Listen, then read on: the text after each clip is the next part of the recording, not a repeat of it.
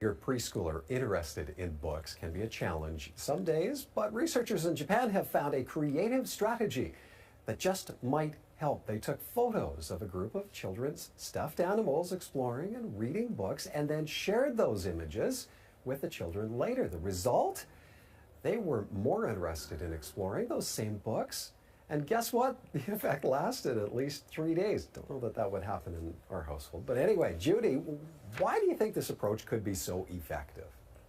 I think it's a brilliant approach, and probably because preschoolers are in a stage of animism with their brain development. So they attribute human characteristics to their stuffed animals. So it's kind of like us with we welcome what our friends like. So with children, if they're stuffed animals like books when they go on a sleepover, then they're gonna like what their friends like too. And also, children live in a culture that we define. So if they live in an atmosphere where their parents, their siblings, there's books read in their house, they will develop a love of books too. Gans, is there a technical term for this? Sure is. It's called behavioral disinhibition. That's psych speak for viral marketing, or, as Judy said, people like to be like other people. So if other people are doing something that they either haven't done or haven't tried or haven't thought of, it's like, oh, that's a good idea. And the more we like that person or respect that person or identify with that person, the more likely we are to engage in that behavior. So as Judy was saying, reading at home, reading, like letting the kids see you read, but also reading to the kids increases their likelihood of reading themselves. Okay, now you're the proud papa of teens. Oh, yeah. Yeah. You still read? Still read to them. What? Absolutely. It's fun. It's good. It's great family time. I enjoy reading. They enjoy me reading. And it's better than TV. Can sit and listen to that voice. Well, thank you guys. Any day of the week. But yeah, it's fun. I mean, we've probably read the Harry Potter series like 4 times now, right? So we enjoy it. Probably going to do it again before everybody goes off and gets married. Now, when should we be expecting our kids to be reading before they are in school? Is that preschool age? I think, being introduced and seeing their parents read and reading with their parents and having books and that love of reading, I agree, is very, very important. I'm a little bit worried about the balance of pressure of trying to have kids reading, full books before they get to school. What I liked about this study that they did in Japan is it was imagination and it was creativity and it was through fellowship with their stuffy, but it was a relationship. So it's building kind of more, and not just for the end goal of my child is going to read before they get to school. So there's value in it, but I think the bigger value to me is love of reading. How do you build that love? I think to Gans's point, it just is how they're brought up. It's available in the house and having books all the time.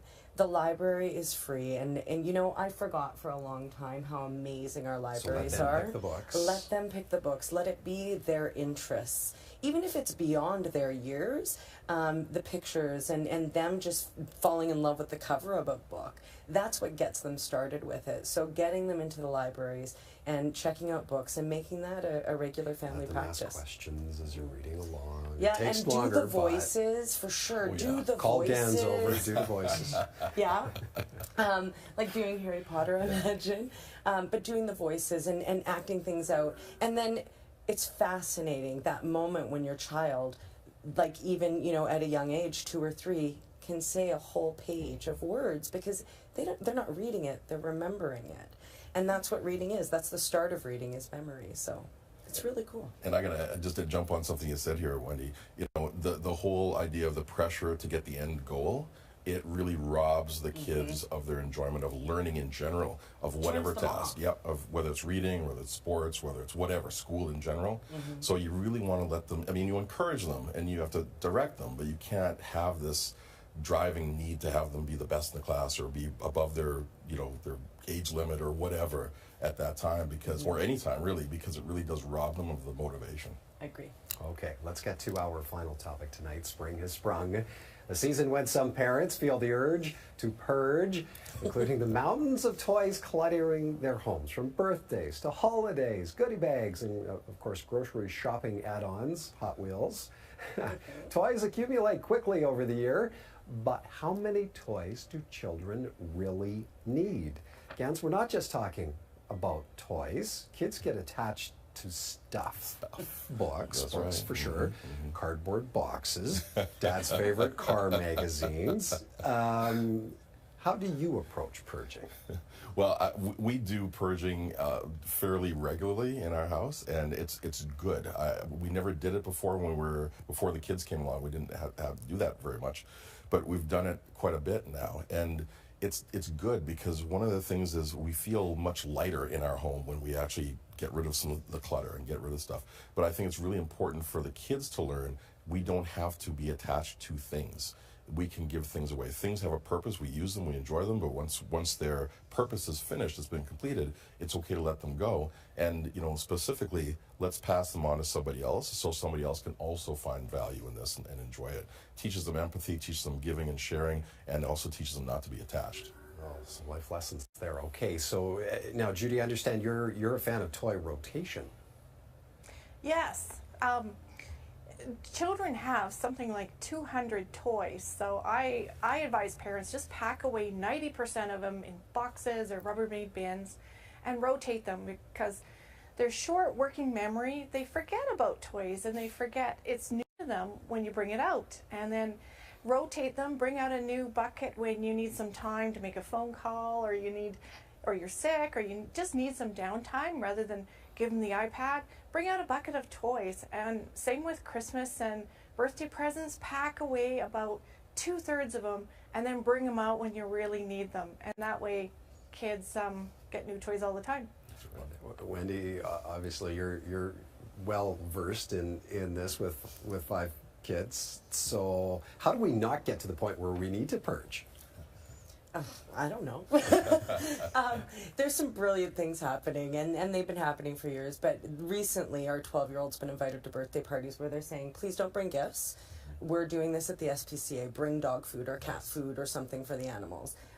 Recently, it was a birthday party at someone's home, and they just wanted food bank items. And I was that mom who, I forgot about the birthday party, but I could do food bank that morning, no problem. So I love seeing that, and so many more kids are becoming interested in being charitable. And I like that point, and I think how you get to that point with your child is you take them to things. We've always had our kids participate in Santa's Anonymous deliveries, and going down to the Bissell Center and participating in the charitable things that we're trying to do to give back. And every time they want to be involved. They're not walking away saying, I'm bored and I don't like it. They're wanting to be involved, and they want to donate toys or clothes or whatever's in their piggy bank. So, exposing your kids to those types of things is fascinating, how it changes the dynamic, and getting rid of the toys that we all accumulate gives you some options. Yes, we all do. Yes, we do. You don't just have to be children to accumulate toys.